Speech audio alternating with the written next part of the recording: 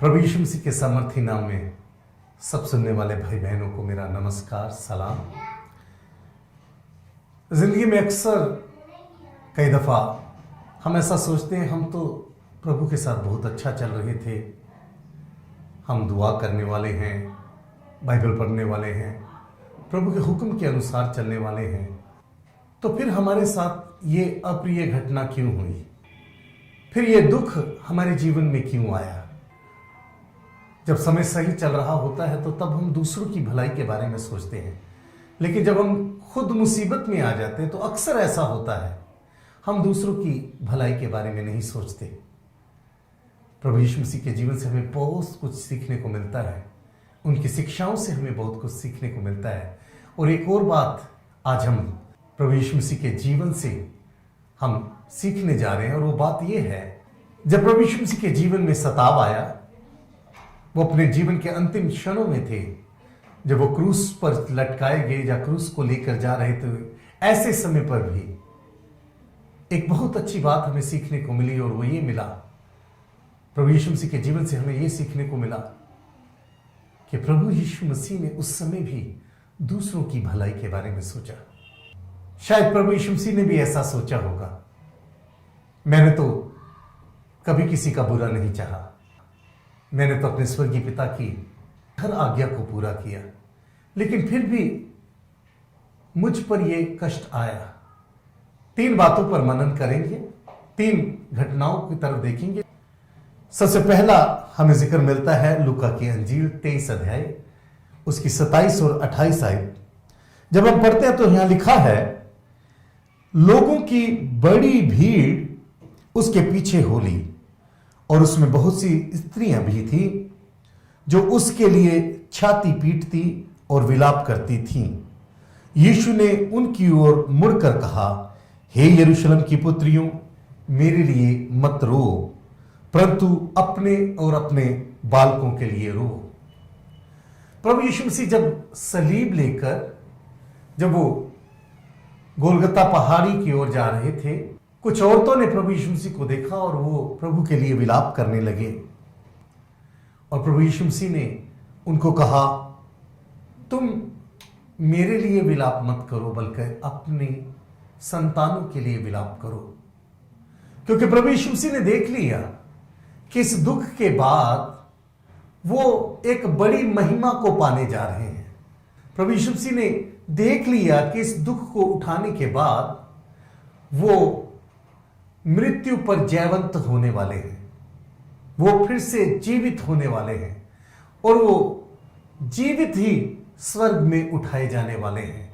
वो हमेशा के लिए अपने पिता के घर में जाने वाले हैं, और हमेशा के लिए वो प्रभु होने जा रहे हैं। प्रभु यीशु मसीह ने अपने बारे जान लिया, इसलिए प्रभु ने उन औरतों को कहा, तुम मेरे लिए विलाप मत करो, लेकिन एक समय आने वाला है जब तुम्हारे संतानों के साथ क्या क्या होने वाला है। प्रभु ने कहा, मैंने उसे देख लिया, तुम उनके लिए विलाप करो, तुम उनके लिए शोक मनाओ, क्योंकि वो लोग जो हैं, इसने परमेश्वर ने जो मनुष्य जाति के लिए जो नजात का इंतजाम किया, जो उद्धार का इंतजाम किया, जो मोक्ष का प्रभु ने इंतजाम किया, तुम्हारी संतान ने उस मोक्ष को प्राप्त नहीं किया, और उनका अंत ऐसा होने वाला है। यीशु ने सोचा, मेरा अंत तो महिमा में होगा, मेरा अंत तो अनंत जीवन में होगा, लेकिन जो इन स्त्रियों की संतानों ने, जिन्होंने मसीह यीशु को ग्रहण नहीं किया, ये लोगों का अंत नरक की आग में होगा, ये अनंत काल की मृत्यु को सौंप दिए जाएंगे। प्रभु यीशु मसीह ने उस वक्त भी दूसरों की भलाई के बारे में सोचा। प्रभु के कहने का मतलब ये था कि तुम उनके बारे में सोचो, उनको प्रभु यीशु मसीह के बारे में बताओ, उन्हें सुसमाचार सुनाओ कि तुम्हारे पापों के लिए एक मुक्तिदाता पैदा हो चुका है। तो सबसे पहली बात, जब प्रभु यीशु मसीह क्रूस को उठाए हुए जब वो कलवरी पहाड़ की ओर जा रहे थे, तब प्रभु ने इन औरतों की, उनकी संतानों की भलाई के बारे में सोचा, हालांकि खुद दुख को उठा रहे हैं। दूसरी बात, लूका की अंजील 23 अध्याय उसकी 39 से 41 आयत तक पढ़ने को हमें मिलता है। यहां लिखा, जो कुकर्मी वहां लटकाए गए थे उनमें से एक ने उसकी निंदा करके कहा, क्या तू मसीह नहीं? तो फिर अपने आप को और हमें बचा। इस पर दूसरे ने डांट कर कहा, क्या तू परमेश्वर से भी नहीं डरता? तू भी तो वही दंड पा रहा है और हम तो न्याय अनुसार दंड पा रहे हैं, क्योंकि हम अपने कामों का ठीक फल पा रहे हैं, पर इसने कोई अनुचित काम नहीं किया। तब उसने कहा, हे यीशु, जब तू अपने राज्य में आए तो मेरी सुध ही लेना। उसने उससे कहा, मैं तुझसे सच कहता हूं कि आज ही तू मेरे साथ स्वर्गलोक में होगा। प्रभु यीशु मसीह को जब सलीब पर लटकाया गया तो हम बाइबल में पढ़ते हैं कि प्रभु के दाईं और बाएं 2 डाकुओं को भी सलीब पर मरने के लिए लटका दिया गया। एक डाकू ने प्रभु को कहा, अगर तू परमेश्वर का पुत्र है तो तू खुद भी इस क्रूस से उतर, हमें भी बचा। लेकिन दूसरे डाकू ने ऐसा कहा, उसने कहा, हम तो अपने किए हुए पापों के फल को भोग रहे हैं, लेकिन इस यीशु ने क्या किया है? और उसने प्रभु यीशु मसीह से कहा, हे प्रभु, जब तू अपने राज्य में आए तो तू मुझे याद रखना, तू मेरी सुध ही लेना। उस जगह पर जब प्रभु यीशु मसीह अपने जीवन के अंतिम क्षणों में है, उस वक्त भी प्रभु ने कहा, प्रभु जानते हैं कि यहां प्राण त्यागने के बाद, इस पृथ्वी पर प्राण त्यागने के बाद मैं फिरदौस में जाऊंगा, मैं स्वर्ग में होऊंगा। तब भी प्रभु ने उस व्यक्ति के भलाई के बारे में सोचा जिसने अपने आप को पापी मान लिया, जिसने अपने आप को यीशु को प्रभु राजा करके मान लिया। प्रभु ने उससे कहा, मैं तो स्वर्गलोक जा ही रहा हूं, लेकिन तू भी मेरे साथ आ, तू भी मेरे साथ स्वर्गलोक में शामिल हो जा, तू भी मेरे साथ फिरदौस में आ जा। तीसरी घटना, यूहन्ना 19 अध्याय उसकी 25 आयत।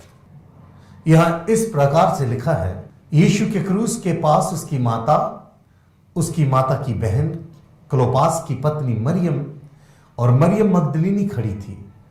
जब यीशु ने अपनी माता और उस चेले को जिससे वह प्रेम रखता था पास खड़े देखा तो अपनी माता से कहा, हे नारी, देख ये तेरा पुत्र है। तब उसने चेले से कहा, ये तेरी माता है, और उसी समय से वह चेला उसे अपने घर ले गया। इस जगह पर 3 मरियम प्रभु यीशु मसीह के क्रूस के पास खड़ी हैं। प्रभु यीशु मसीह ने इस जगह पर भी दूसरों की भलाई में सोचा। प्रभु ने देखा कि आज उनकी मां से एक बेटा लिया जा रहा है, तो प्रभु यीशु मसीह ने अपने चेले यूहन्ना से कहा, आज से ये तेरी माता है। और अपनी माता से कहा, आज से यूहन्ना तेरा बेटा है।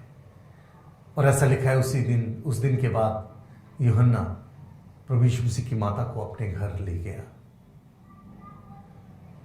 जिंदगी के आखिरी क्षणों में भी प्रभु यीशु मसीह दूसरों की भलाई के बारे में सोच रहे थे। मसीही लोगों, प्रभु यीशु मसीह ने अपने प्राण दिए ताकि मनुष्य जाति बच सके। उसने हमारे पापों के लिए अपने आप को कुर्बान कर दिया ताकि हम अनंत जीवन पाए, हम पाप पर, मृत्यु पर, शैतान पर जयवंत होने पाए। उसने हमारे पापों की कीमत को अदा किया। उसने अपने प्राण देकर हमें पाप से, शैतान से, मृत्यु से आजाद करवा दिया। प्रभु यीशु मसीह जब जीवित थे तो उन्होंने दूसरों की भलाई के काम किए। जब वो कुर्बान हुए, जब वो मारे गए, तब भी उन्होंने दूसरों की भलाई के काम किए। और जब वो इस पृथ्वी पर फिर से जीवित होकर आए और 40 दिन तक अलग अलग जगह पर चेलों को दिखाई दिए, उस वक्त भी प्रभु ने भलाई के काम किए।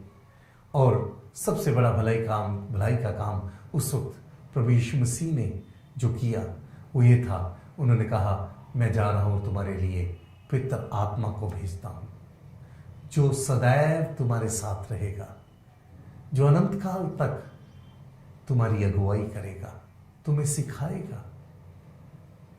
मेरी प्रार्थना है कि प्रभु इन दिनों में जब इन वचनों को प्रभु के लोगों तक पहुंचाया जाता है, जब प्रभु के जीवन पर इन दिनों में हम सीख रहे हैं, तो आज के वचन को सुनने के बाद में ऐसा होने पाए हम भी अपना जीवन दूसरों की सेवा में लगा दें। नदियों का पानी कभी नदी के पीने के लिए नहीं होता। गुलाब की खुशबू उसके खुद के लिए नहीं होती, बल्कि वो वातावरण को महका देता है। एक मसीही जीवन, यीशु मसीह के अनुयायी का जीवन भी ऐसा ही है। उसके जीवन से दूसरे लोगों को मदद मिलनी चाहिए, उसके जीवन से दूसरे लोगों को प्रेरणा मिलनी चाहिए, मदद मिलनी चाहिए, और परमेश्वर के नाम को हमेशा महिमा मिलनी चाहिए। यीशु नाम में आप सबको जय मसीह की आमीन।